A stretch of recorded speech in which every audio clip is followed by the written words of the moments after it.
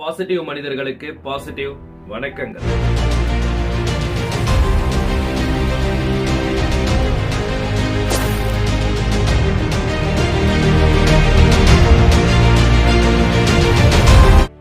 ஒரே விஷயம், பார்வை வேறு வேறா இருக்கு.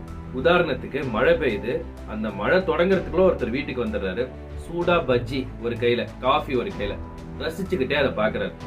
அதே நேரத்துல பக்கத்து வீட்டுல ஒருத்தர் வீட்டுக்கு வந்து சேரல, ஒரு ஓரமா வண்டியை நிறுத்திட்டு மழையை சபிச்சுக்கிட்டே இருக்காரு. இந்த மாதிரி ஒருத்தர் வாழ்த்தி ரசிக்கிறார், ஒருத்தர் சபிக்கிறார். ஒரே விஷயம் பல பார்வைகள்ல மாறும். இதத்தான் ரசனைன்னு சொல்றோம். இந்த ரசனையை சுத்தி நம்மளுடைய வாழ்க்கை முறை இருக்கு. இந்த ரசனை என்ன பெரிய ரசனை அப்படின்னு யாராவது இதை எடுத்துக்கிட்டாங்கன்னு வச்சுங்களேன், ரொம்ப தவறான ஒரு விஷயத்த அவர் நோக்கி போறாங்கன்னு வச்சுக்கன்னா, ரசனை இல்லைன்னா இந்த வாழ்க்கை முழுமையடையாது.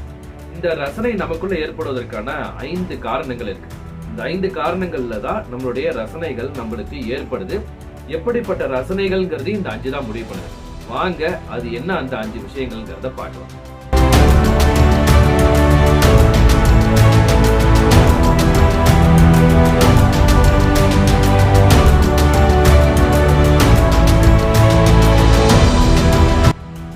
ரசனை ஏற்படுவதற்கான 5 காரணங்கள்ல வர முதல் காரணம். இந்த முதல் காரணம் என்னன்னா, நம்மளுடைய வளரும் சூழல், நம்மளுடைய குடும்பம், நண்பர்கள், சமூகம், நம்மளுடைய பாரம்பரிய சடங்குகள், சம்பிரதாயங்கள், இந்த விஷயத்துல இருந்து கிடைக்கிற அனுபவங்கள் நம்மளுடைய ரசனைகளை முடிவு பண்ணும்.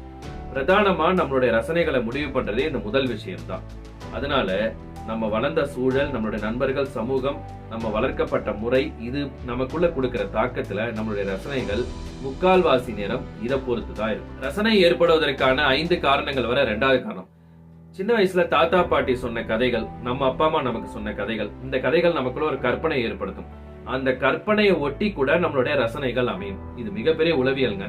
அந்த கற்பனை கதைகள், நம்ம கேட்ட கதைகளை ஒட்டி நம்மளுடைய ரசனைகள் அமையும்.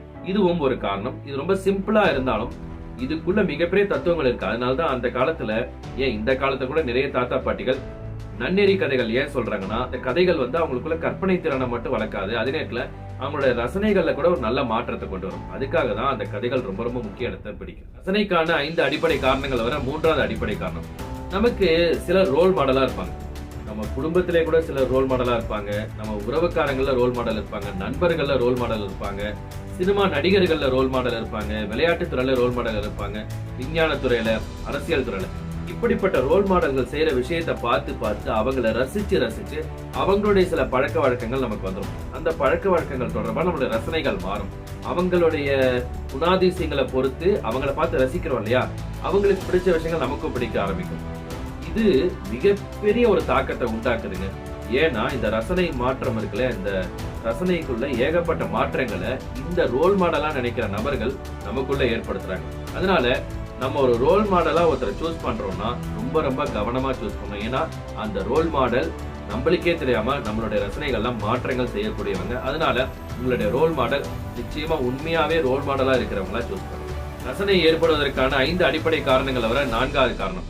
நமக்கு உணர்வு ரீதியான பாதிப்பு ஏற்படுது இல்லையா, அதனால நமக்கு ரசனைகள்ல மாற்றம் இருக்கும். அது எப்படின்னா, பயங்கரமான பசி நேரத்துல எங்கேயோ ஒரு சாப்பாடை கொண்டு வந்து கொடுத்துருப்பாங்க.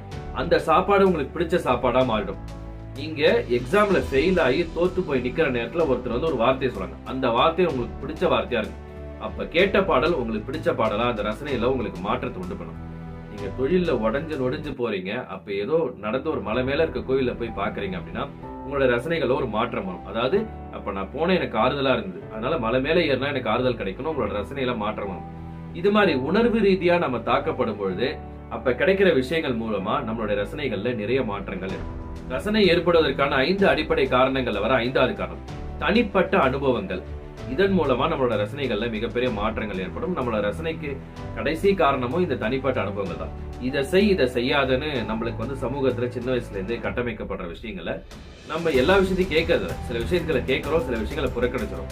இப்படி நம்ம புறக்கணிக்கிறது செய்யறது எல்லாம் சேர்ந்துதான் நம்மளோட ரசனைகள்ல மிகப்பெரிய மாற்றங்களை உண்டாக்குது. எதா இருந்தாலும் சரிங்க, வாழ்க்கையை ரசிச்சு வாழணும். ரசனை இல்லாத மனிதன் எப்படி தெரியுமா, உணர்வில்லாத மனிதனா தான் கருதப்படுறான். ஒவ்வொருத்தர் ரசனையும் ஒவ்வொரு மாதிரி, யாருடைய ரசனையும் கீழ்த்தரமா விமர்சிக்காதீங்க. ஏன்னா இங்க ஒவ்வொருத்தரும் ஒவ்வொரு விதமானவர்கள். மறுபடியும் உங்களை சூப்பரான ஒரு அருமையான சந்திக்கிறேன். வாழ்க வளமுடன். நன்றி. ஒரு நிமிஷம் இதே மாதிரி நிறைய வீடியோஸ் பார்க்கணும்னா யூடியூப் சேனல்ல பாசிட்டிவ் டானிக் ஃபார் லைஃப்னு நமக்கு ஒரு சேனல் இருக்கு. மறக்காம உங்க ஓய்வு நேரத்துல அதை பாருங்க.